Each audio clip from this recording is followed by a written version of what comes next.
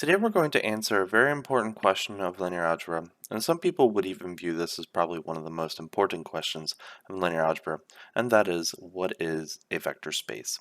So up to this point, we've mainly been focusing on, for example, calculations and some basic applications of vectors in Rm and matrices. But technically speaking, a lot of other structures, systems, and spaces can be viewed from the perspective of Rn, moreover, vector spaces. But those systems and spaces for which we're trying to apply the rules of linear algebra has to satisfy a series of properties for us to use all of these properties that we've been working with. So in this video, we're going to be working with those 10 properties that must be satisfied for a set connected with also a scalar field in order for it to be classified as a vector space.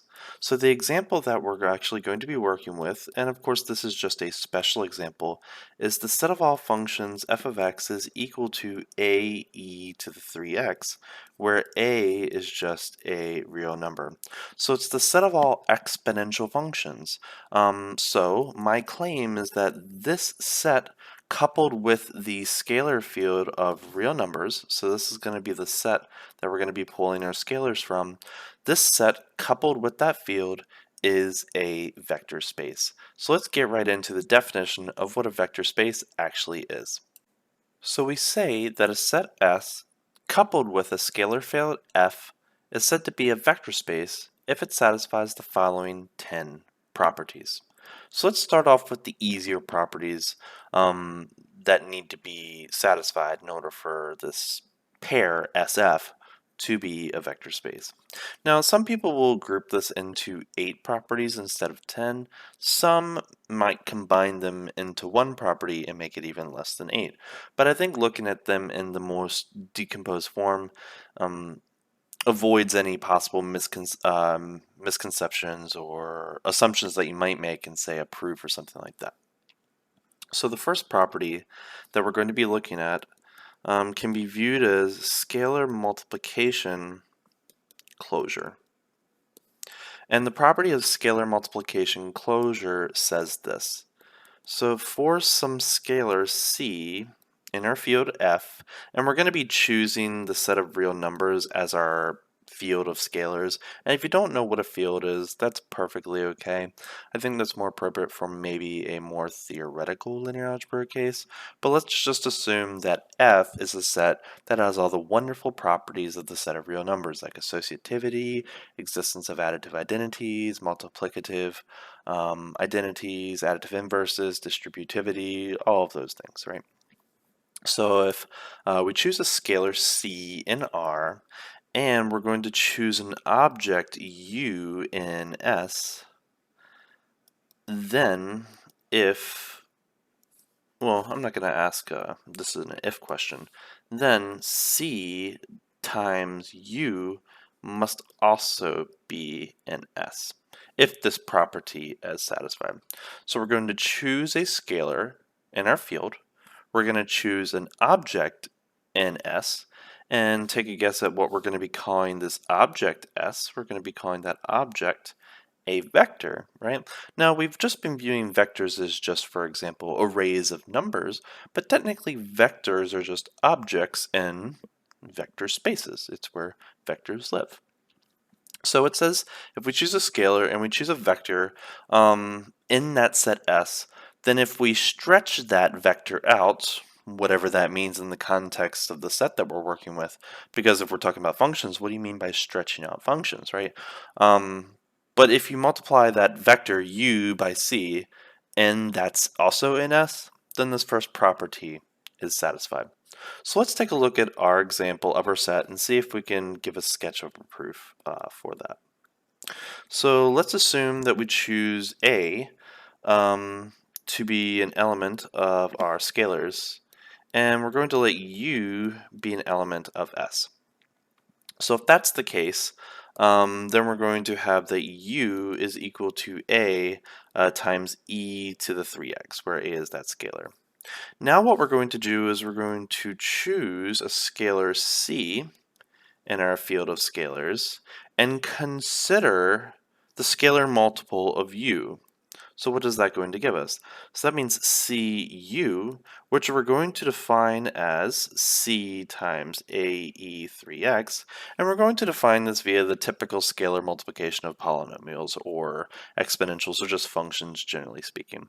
And we're going to define that as the product of the scalars C and A times e to the 3x. So we already know that if C and A are real numbers, the set of real numbers is closed under ordinary multiplication. So if that is a scalar, that means we can call it a name. For example, we can call it the scalar B. So if C is a real and A is a real, that means the product of C and A is a real, its name is equal to B. So we have a scalar times e to the power of 3x, and we know that all objects of that form belong to S. Therefore, we've taken a vector, an arbitrary vector in S, we've taken an arbitrary scalar in F, and we've scaled that vector by that scalar, and we also have another element in that set S. Therefore, we say that S is closed under scalar multiplication, and hence property 1 is satisfied. The second property of vector spaces is known as vector addition closure. So when we first started with vectors and matrices, we had to first define scalar multiplication and vector addition, and then of course from there we built matrices, right? So just like property 1 where we have to define scalar multiplication and then show that that definition gives some form of closure under that scalar multiplication, we have to do the same for vector addition. So what we're going to do is, okay, we're going to let u be that type of exponential function. For example, let's call u a1 e to the 3x, and let v be equal to a2 e to the 3x. So obviously both of these objects or vectors belong to S. So we're allowing a1 and a2 both belonging to our scalar field. So we're going to define the sum of these. We're going to define this as a1 plus a2 e to the 3x. And you may be like, well, why is that the case? Well, if we actually write this out, that's a1 e to the 3x plus a2 e to the 3x.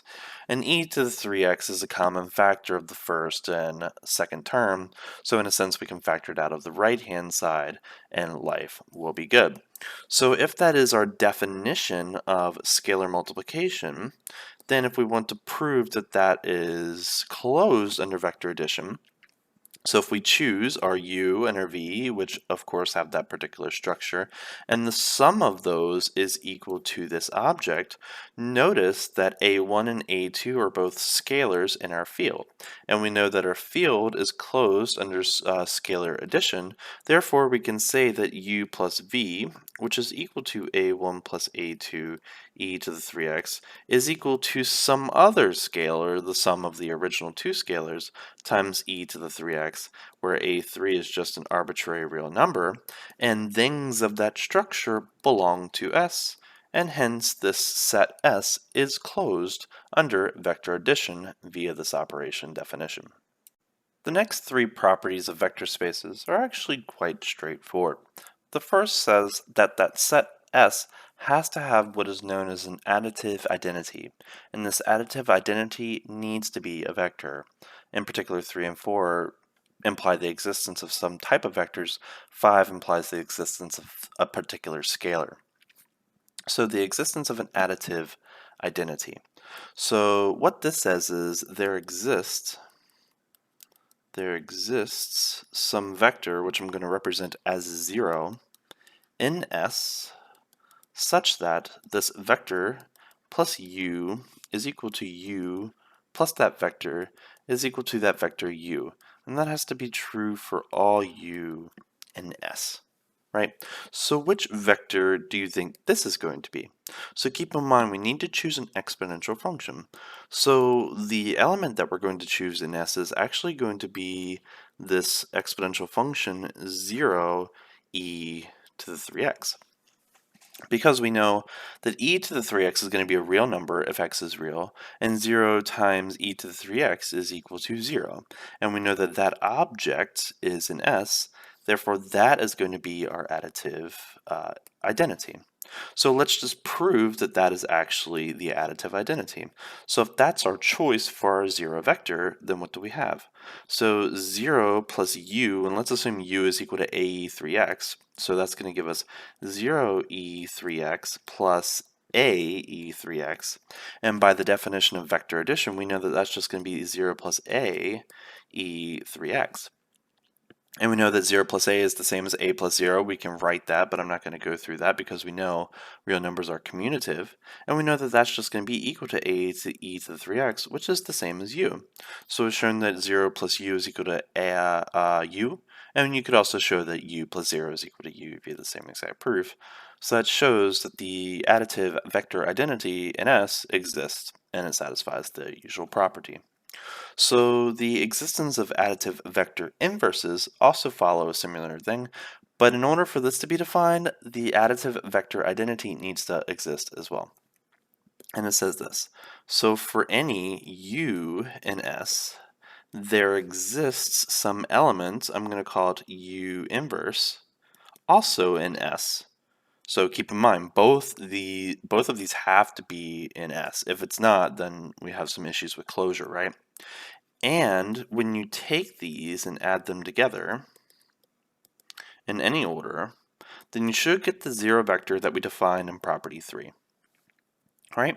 So how are we going to go about proving the existence of additive inverses? So what we need to do is we need to choose an arbitrary element u in S. Let's assume we choose u to be equal to ae to the 3x, and we're going to define the additive vector inverse of u, I'm going to denote it by u negative 1, the inverse of u, is going to be defined to be equal to minus a e to the 3x, where minus a is the additive inverse of the scalar of a, right? Because if a is a scalar in f, then minus a also is going to be a scalar in f. Notice that if we define that as the additive inverse identity, we have the u plus u inverse, and also u inverse plus u, you can show it the other way around, is just going to be equal to what? So that's going to be equal to a plus minus a e to the 3x by the definition of vector addition in our world, and a plus minus a is equal to 0 because they're additive inverse scalars, and we have 0 e to the 3x, which is the definition of our 0 vector that we defined before, and therefore everything works out nicely there. So the next, property 5, is the existence of a multiplicative scalar identity. So this is associated with the field of scalars that we've chosen. So notice that we've chosen the set of real numbers, and we know that the multiplicative scalar identity of the set of real numbers is going to be the element 1. So 1 is going to be our multiplicative identity scalar. And what is so special about this multiplicative scalar? Well, this property says that there exists this 1. So there exists this thing, 1, in our scalar field such that that thing times u is equal to u, where u is, of course, an element of S, right? So if we want to prove this for our particular example, right? So let's just give a nice little proof. So if we do 1, our cute little vector, times some arbitrary vector u, where u is equal to ae to the 3x, that's going to be equal to, by definition, so we're going to choose this to be equal to 1. So we have the scalar multiple of 1 times the vector e to the 3x, and we already know that this, by definition, is 1 times a, e to the 3x. So this is a scalar times a vector. This is two scalar multiplied together by the definition of scalar multiplication, and we know that since 1 is the multiplicative identity of the field that we're working in, we know that 1 times a is just going to be equal to a, and we know that that is the same as the vector u for which we chose in our set S, right? And that completes the proof for property 5. The next 5 examples or properties of vector spaces should be very familiar with the properties of real numbers in case you've explored them in the past. So the first one says that vector addition is commutative, or the commutivity of vector addition. And it says that for any u and v in the set S, where the addition of u and v is defined previously, u plus v must be equal to v plus u. The associativity of vector addition also should be very familiar to you as well. So for any vectors u, v, and w, all in S of course, if you do u plus v, the sum first, and then add to it the vector w, or if you do v plus w, add that together, and then add u at the end, then that result should be the same, i.e. vector addition is associative. Scalar multiplication also needs to be associative as well, but if you're choosing a set of scalars that is a scalar field, this should be inherited from those properties.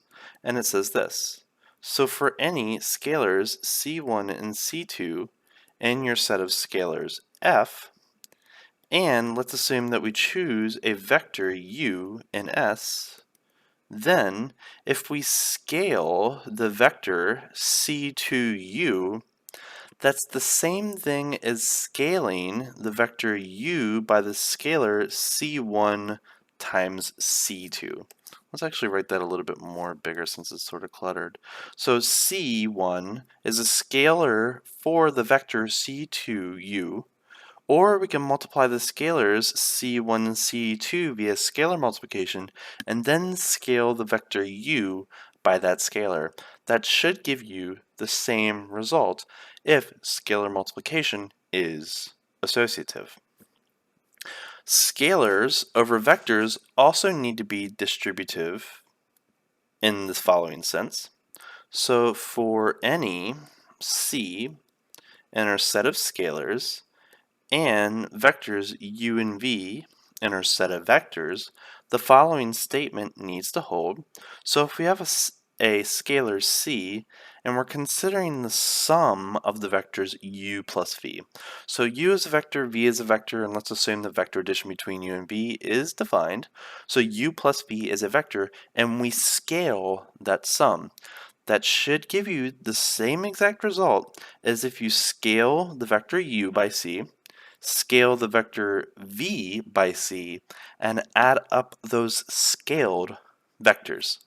In some sense, if you're familiar with algebra, that scalar sort of distributes over that sum. Similarly, vectors need to also distribute over scalar sums.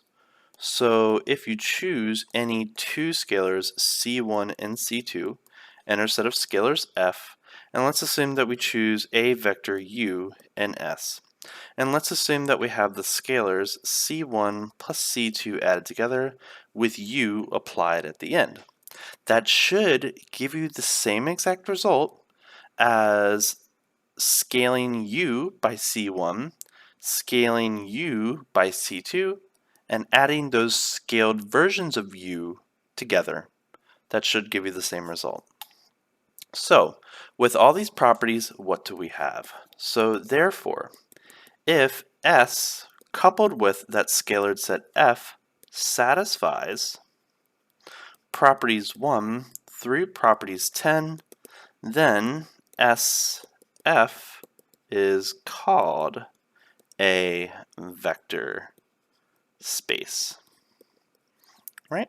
And that's what a vector space is. And for that little example that I gave before, for example, S equals the set of all functions of the form f of x is equal to a e to the 3x, where a is a real number, with the scalar field f chosen to be the set of real numbers. That pair is a vector space. And there's actually several, in particular infinitely many vector spaces, and I just want to mention a couple of them. So I'm going to state these as theorems. You can prove these to be vector spaces if you want. So the most familiar one that you're actually already familiar with is Rn. So Rn, which is of course going to be the set of all vectors of the form a1, a2 down to an, so n rows, 1 column vectors, where these numbers ak all belong to the scalar field of R, is a vector space, provided you choose the scalars in the set of real numbers, of course. A special vector space is actually this one. The set containing only, you could view it as the scalar 0 or the vector 0, but this also is a vector space. It's a zero-dimensional vector space, but it is a vector space. A very important vector space is the following. I'm going to call it Pn. So Pn is going to be a set of functions of the form f of x is equal to the sum from k is equal to 0 to m of a k x to the power of k, where a, k are all real numbers. So if you took, say, pre-calculus or even probably calculus, this is going to be the set of all polynomials degree n or less. And in terms of scalar multiplication and vector addition, we would define them in the normal way as we add polynomials together or scale the constants of the polynomial by some scalar c or something like that. And those are, of course, good examples, and we'll illustrate those in several applications later, but the following actually is very interesting as well. So let's assume that S1 and S2 are both vector spaces, and define the Cartesian product between these two vectors, so S1 and S2. Now we did use this notation for the cross product between two vectors, but of course S1 and S2 are not vectors, they are vector spaces. They are sets, not vectors, right? So this is referred to as the Cartesian product. So the Cartesian product of two sets, S1 and S2, and this is going to be the set of all ordered pairs U and V, where U comes from S1 and V comes from S2. So if we define the Cartesian product to be equal to that, one can also prove that if S1 and S2 are both vector spaces, then the Cartesian product between them also is a vector space. And this is actually a very, very useful property, which we may get to a little bit later on. Now that we know what a vector space is and how to prove that a set coupled with some scalar set is a vector space, now let us talk about what is called subspaces. So let us assume that we have a non-empty vector space V, and let's choose S to be, for example, a proper subset of the vector space V. So we say that if S also is a vector space, then S is called a subspace of the vector space V. Now, just because you're a subset of a vector space, that does not grant you the right of being a vector space also. So if you have a vector space V, that means we satisfy the normal 10 properties, but that doesn't mean that all 10 properties are also going to satisfy for S. For example, if you scale a vector inside of S, it might go outside of S, right? So, does that mean you have to test all 10 properties for S as well? No. The next theorem actually grants us a little bit of leeway in terms of what properties we need to check and what properties we don't. So the theorem says this. Let us assume that S is a subset of V where V is a vector space, and the following three properties satisfy. So we already know that V is a vector space, therefore we know that it has an additive vector identity in it, and we usually represent it by 0. So if the additive vector identity belonging to V also belongs to S, that is a good sign. If you can prove that S is closed under the same scalar multiplication definition as you did define it for V, that's also a good sign. And if you take any two vectors U and V in S, and you take the sum of those two vectors using the same exact definition of vector addition as you did with V, and S is closed under that vector addition, if all of these three properties satisfy, then you have automatically that the other 7 properties are inherited from V, and hence S is a vector space, and hence a subspace of V. Let's just look at a couple mechanical examples to sort of see if you can see whether these are subspaces of spaces that we already know are vector spaces. So example 1. Is the set S defined to be the set of all two-dimensional vectors of the form 2t plus 1, t minus 2, where t is an element of R, a subspace of R2? So we already know that R2 is a vector space. It'll satisfy all 10 properties if we define scalar multiplication and vector addition the typical traditional ways. So we have a vector with 2 rows, 1 column, and it has the following structure, so they all lie on some particular line. So is this set of 2D vectors a subspace of R2? It's obviously a subset, but does it satisfy all 10 properties? So the first easiest property you should always check first, because it's usually the easiest to verify, is does the 0 vector of R2, does this belong to S? Right? So the 0 vector belonging to R2, we know is the vector 0, 0. Right? So we need to find some value t. So does there exist a t in the set of real numbers such that 2t plus 1, t minus 2 is equal to the 0, 0 vector? Right? So we have one unknown, two equations. We should be able to solve this. So the last equation should be very trivial. From the last equation, we should see that t is equal to 2. That gives us 0 in the last element. So if we plug in 2 to the first equation and that gives us 0, we're done. But if it doesn't give us 0, that gives us a problem, forcing there to be no solution t that makes both true. But notice when we plug 2 into the first equation, we have 2 times 2 plus 1, which is not equal to 0. Therefore, there does not exist a t in the set of real numbers that makes this true.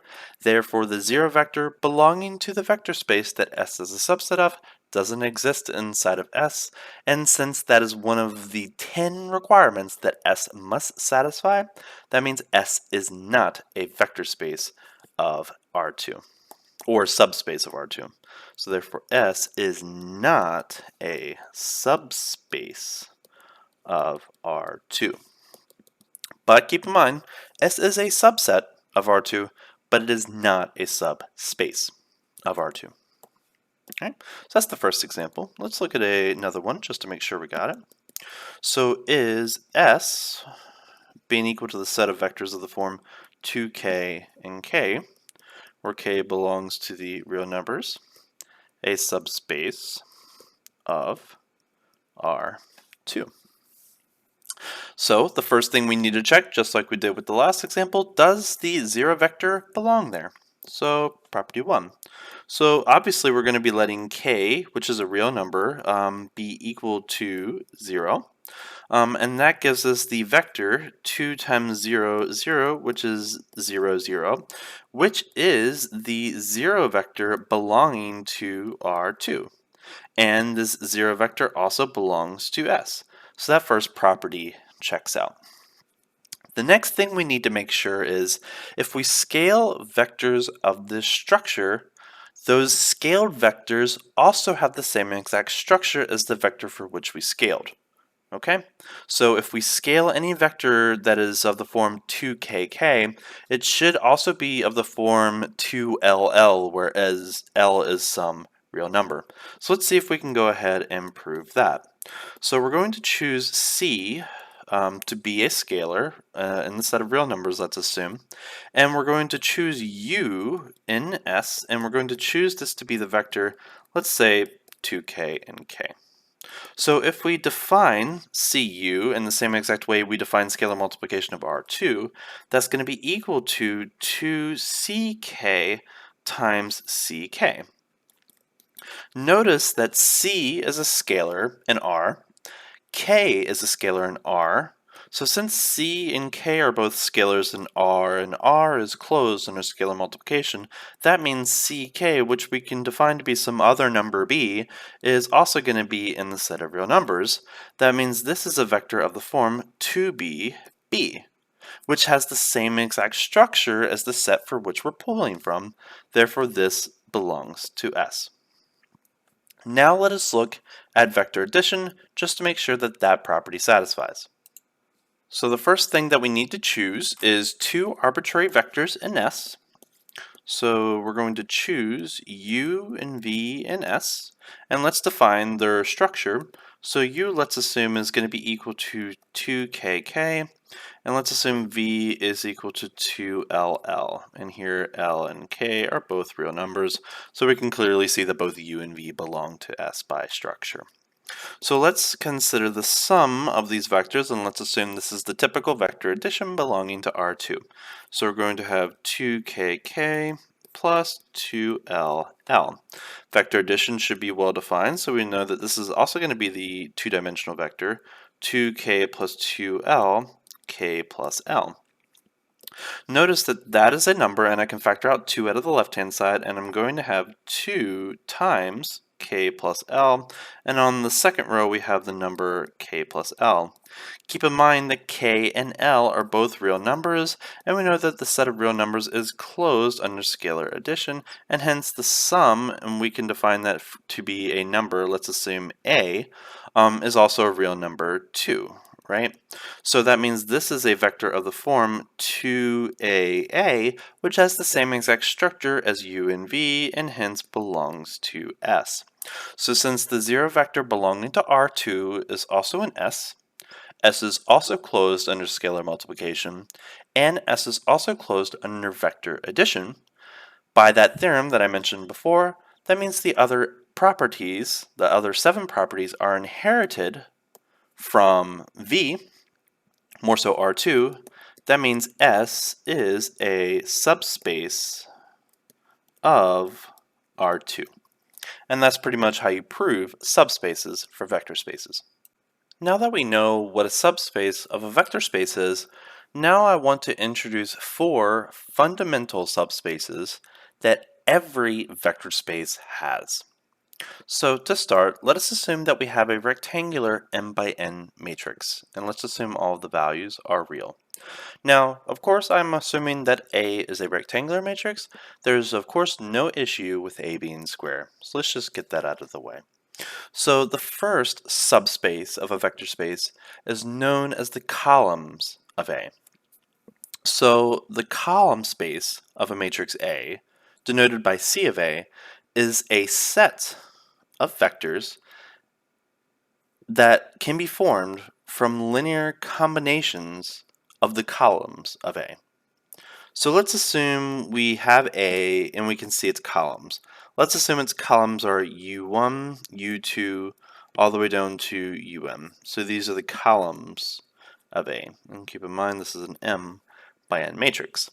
So by definition, the column space of A is going to be the set of all vectors W such that W is just a linear combination of those U's. So A1, U1 plus A2, U2 all the way down to AN, UM, where these AK are real valued scalars.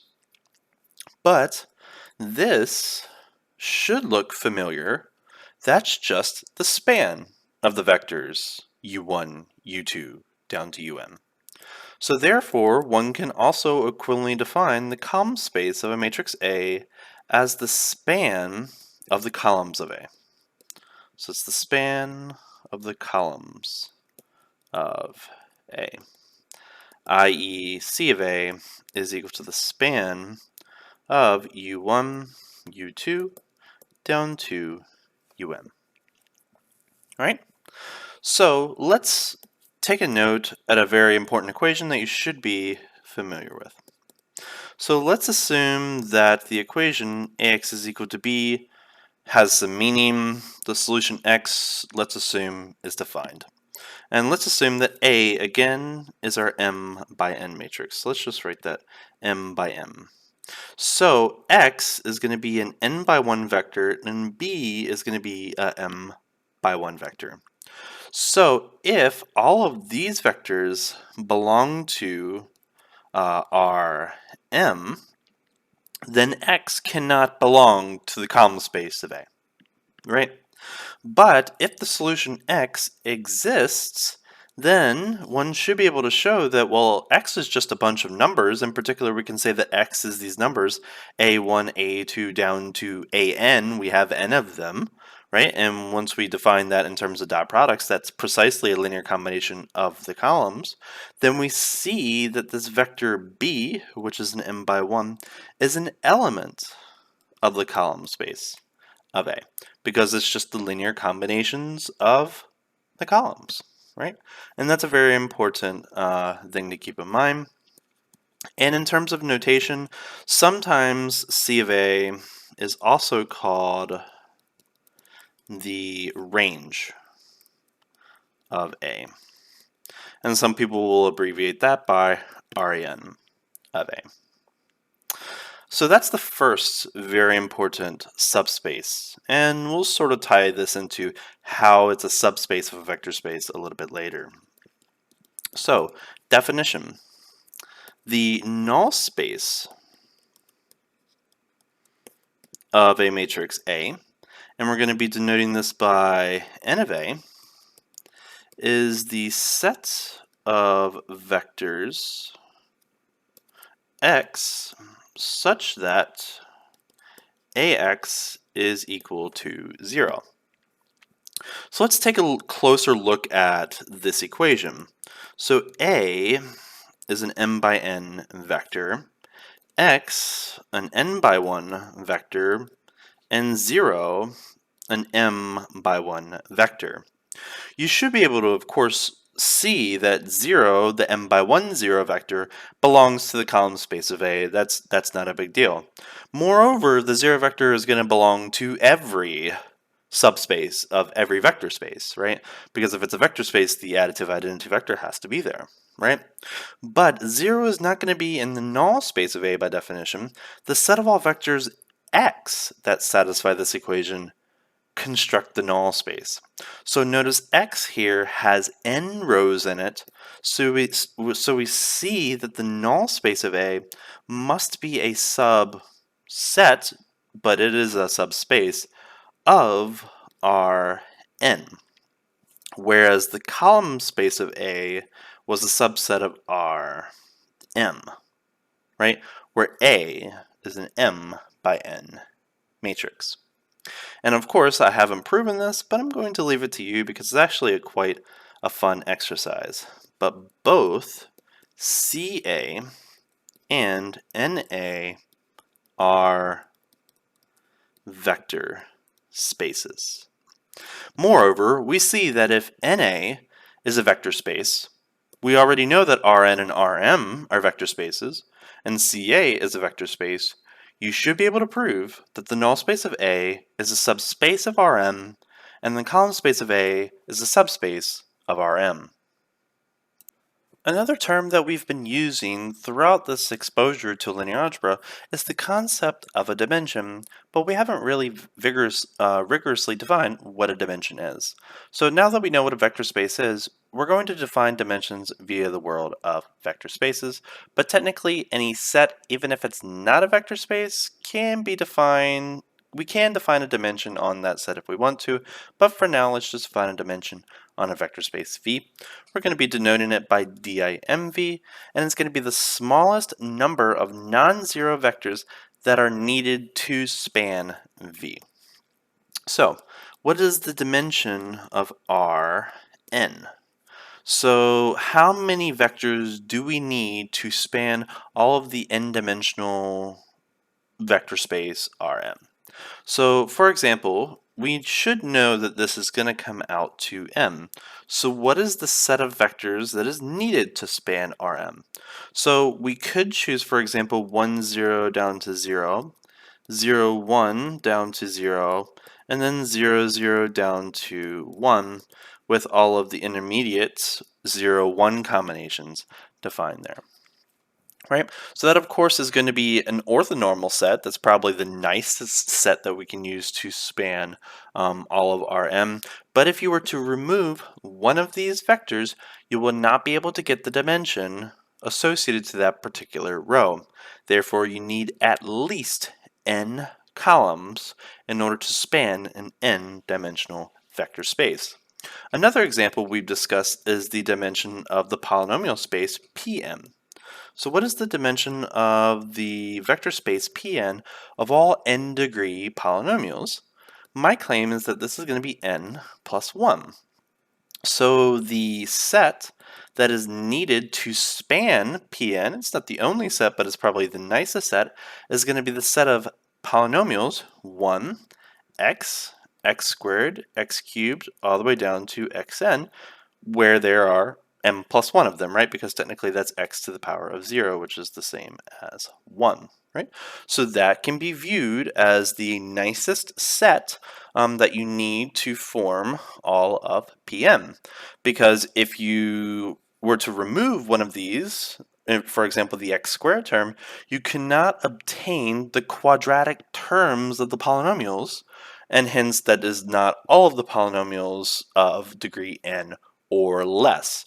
Or less in particular includes 2, provided that n is bigger than or equal to 2.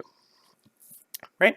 So those are the dimensions, of course, the famous sets, vector spaces, but of course you can define the dimension of any vector space. You just need to figure out the small set that is needed to span it.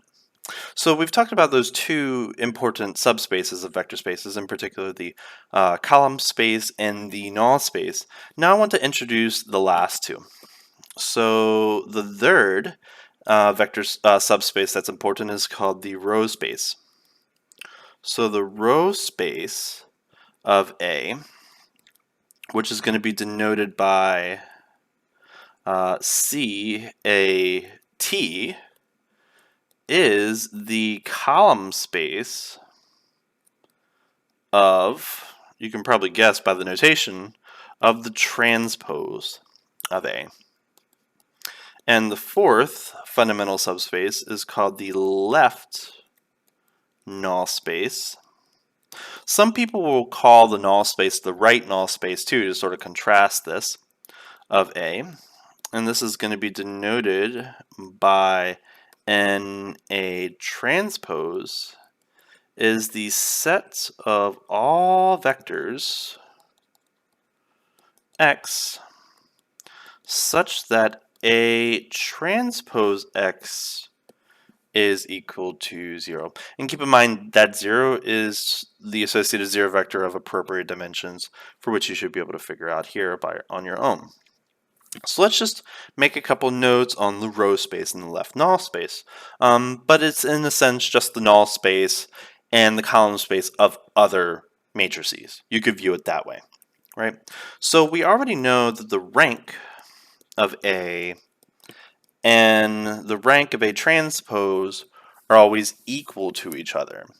And you should be able to verify or convince yourself at least, then that will imply that the dimension of the column space of A is going to be equal to the dimension of the column space of A transpose. That is, the dimension of the column space and the dimension of the row space are equal to each other, right?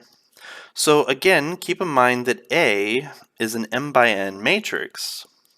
That means the transpose of A is going to be an n by m matrix. So if that's the case, that means if we seek to solve the equation AT, which is an n by n, x is equal to 0, notice that this x must be a m by 1 vector, and that 0 is going to be the n by 1 vector. Right? So how many columns does A transpose have? So keep that in mind. So how does this sort of relate to the dimension of spaces? So you should be able to quickly verify also that the dimension of the column space and the rank of A are the same. The dimension of the column space of A transpose, or the dimension of the row space, is the same as the rank of A transpose, so they are all equal to each other. But what about the null space? What is the dimension of the null space of A? So you should be able to verify that the nullity of A, and here comes the name of where it comes from, is actually just the dimension of the null space of A. And from this, notice that A transpose has m columns, and A transpose has the same rank as A, so that means the dimension of the left null space is going to be equal to the number of columns minus the rank of A transpose, which is the same thing as the rank of A, which is also the rank of A transpose, which is also associated to the dimension of the column space of A. Right? So there's several little identities and logical puzzles that you can sort of build with those things. So with those things mentioned, let's actually work through a numerical example of how to actually describe and calculate the dimensions of the column space, row space, null space, and left null space. So let's assume we have this 3 by 4 matrix, 1, 1, 1, minus 2, 1, 2, 1, 0, and 0, 2, minus 1, 0. And let's assume that we want to find the column space, row space, null space, left null space, and the dimension of each of them, and maybe even a description of the vectors that lie within them. So the easiest ones probably is going to be the column space and the row space, because we technically don't have to do much to the matrix. We don't have to solve any equations, for example, like we do have to do for the null space and left null space. So in order to get the rank, probably one of the easiest ways we can do that is just look at the reduced echelon form of this particular matrix, which you should be able to find to be equal to 1, 0, 0, 0, 1, 0, 0, 0, 1, minus 8, 2, and 4. So of course the maximum possible rank A could have is 3, so this is a full rank matrix. So from this, notice that we have 3 pivots, 1 free variable, so we can see that the rank of the original matrix is equal to 3, and the nullity of A is going to be equal to the number of columns of A minus 1, or the number of free variables in that matrix, which is going to be equal to 1, and notice that the sum of them is going to be equal to 4, which is going to be equal to the number of columns of A.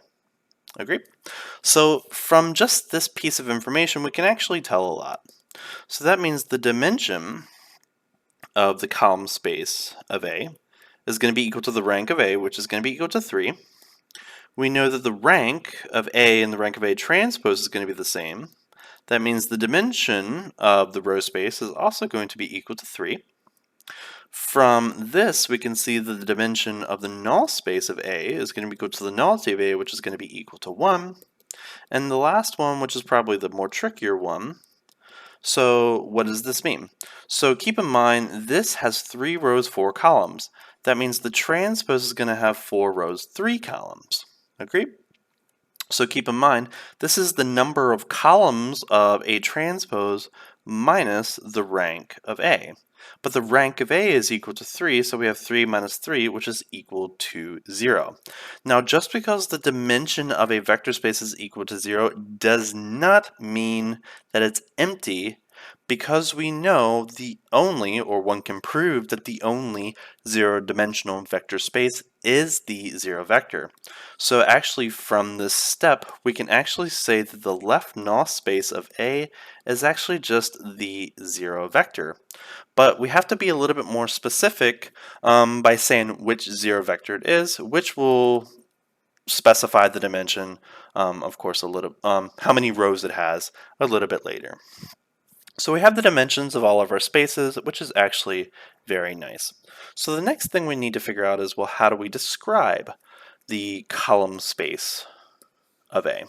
So we see that it is a 3-dimensional vector space, right? And keep in mind that the span of 3-dimensional vectors is also 3-dimensional vector space, because keep in mind the column space of A is a subset of R3. And notice that we have 3 independent vectors associated to R3. So we can choose, for example, column 1, column 2, column 3, or some dependent permutation thereof.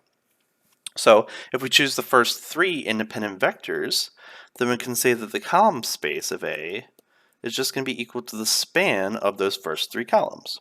So 1, 1, 0, 1, 2, 2, and 1, 1, minus 1. You could throw in the last one, but you're not going to get anything new because it's dependent on the first 3. So we have 3 independent vectors associated to a 3-dimensional vector space. Therefore, we should know that the column space of A actually is all of R3, which is very nice. So what is the column space of A transpose? So by definition, that is going to be the span of the rows of A, or the columns of A transpose. So if we look at our matrix, we're going to have 1, 1, 1, minus 2, 1, 2, 1, 0, and 0, 2, minus 1, and 0. So let's write them out. So we're going to have 1, 1, 1, minus 2, 1, 2, 1, 0, 0, 2, minus 1, 0. Now you could of course look at the reducer echelon form of that 4 by 3 matrix and see if there's any dependent values there. But keep in mind the rank of A was 3, that means the rank of A transpose is 3, that means there's 3 independent vectors in the transpose columns, and we have 3 vectors here. So by that logic you should be able to see that the reducer echelon form is just going to be a subset of the identity matrix. So all these 3 are independent by that sequence of logic. So that means this is a 3D subspace of R4. It's not all of R4, we need a fourth vector for that, but this is a three-dimensional subspace of R4. Right? So that's the column space and the row space. Now let us take a look at the null space of A. So the null space of A is going to be the set of all vectors x such that ax is equal to 0, which, keep in mind from our studies on reduced echelon forms, that's equivalent to the set of all x such that the reduced echelon form of ax is equal to 0 as well. So we've already found the reduced echelon form of A, therefore this equation is equivalent to solving 1, 0, 0, 0, 1, 0, 0, 0, 1 minus 8, 2, 4 times x1, x2, x3, x4 is equal to 0, 0, 0. So how are we going to solve this? So maybe you want to pause the video and try it for yourself. So if we write this in system form, what will we get? So we're going to have that x1 is equal to 8 x4, because 4 is our free variable here. x2 is going to be equal to minus 2 x4. x3 is going to be equal to minus 4 x4, and x4 is free to be whatever it wants, so we can say it's equal to itself. So we can say that x, since x4 is just a scalar, is just going to be a scalar multiple of 8 minus 2 minus 4 and 1. So all solutions of that equation, ax equals 0, has that form. So we can choose this vector, or scalar multiple thereof, as the basic element of the span of the null space, right? Because we know that the null space is a one-dimensional vector, we only need one vector to represent all the vectors there, and we have it. So therefore, the null space of A is going to just be the span of 8 minus 2 minus 4, 1, but you can probably give me a unit vector for that, and that'll be perfectly fine. But keep in mind, this is just one vector of R4, so this is a one-dimensional subspace of R4. Now that we have the column space, row space, and null space done, now let's take a look at the fourth, the left null space. So by definition, the left null space, or the null space of A transpose, is going to be the set of all x such that A transpose x is equal to 0, which again is equivalent to the set of all values x such that the reduced echelon form of the transpose of A x is equal to 0. So if we write that in matrix form for our particular A transpose, we know that it has a rank of 3 and it has 4 rows, therefore it's of the form 1, 0, 0, 0, 1, 0, 0, 0, 1, 0, 0, 0. And we're multiplying that by x1, x2, and x3, and that should produce the four-dimensional 0 vector. So if we multiply these equations out, notice that we do not have any free variables, and we're going to have that x1 is equal to 0, x2 is equal to 0, and x3 is equal to 0. Therefore, the only vector that makes this true is the 0 vector of R3. right? So therefore, the left null space of A is just going to be the zero vector belonging to R3, which is a zero-dimensional subspace of R3. And those are the four fundamental subspaces for this particular matrix. Now, let's just summarize a couple dimensional things just in case you have lost track, because it's definitely many details to keep track of. So again, let's assume that A is an M by N matrix. So this summary chart is going to be very, very useful. The column space of A is always going to be a subspace of Rm. The null space of A is always going to be a subspace of Rn. The left null space is always going to be a subspace of Rm. And the column space of A transpose is always going to be a subset of Rm. And I've written these four in this particular way because I want to make another important note. Notice that the column space and the left null space have the same exact dimension. The null space of A and the row space of A also have the same exact dimension. So do the column space, left null space, and the null space and row space share any special relationships? The answer is yes. So let me state these theorems, which are actually not hard to prove at all, so I leave to you as an exercise. But these are the following things. So number one, if X belongs to the column space of A and Y belongs to the left null space of A, then the dot product between X and Y, or X transpose Y, is equal to 0. That is, if you take any vector in the column space and any vector in the left null space and you dot product them, then you will always get 0. It means they are always orthogonal to each other. Some people will say that these spaces are orthogonal vector spaces. The second one, maybe you can guess, if X belongs to the null space of A and Y belongs to the row space of A, then again, X transpose Y will be equal to 0, i.e. the null space and the row space are orthogonal vector spaces. So that means these pairs are orthogonal vector spaces, which definitely has important applications, which we will not get into here. But one way we can note this is that CA is orthogonal to NA transpose, and the null space of A is orthogonal to the column space of A transpose, or the row space. So over the course of this discussion, we definitely talked about several different things. To start, we talked about what a vector space is and how to prove that a set is or is not a vector space, how to prove that a subset of a vector space is a vector space or a subspace of the bigger set, provided that we only need to prove 3 things via that wonderful little theorem. We then introduced these 4 fundamental subspaces: null space, left null space, column space, and row space, how to describe and find the dimension of each of the 4, and we described this last beautiful theorem, which talks about how these subspaces are related to one another. So I hope you enjoyed, and I'll see you in the next linear algebra video. Take care.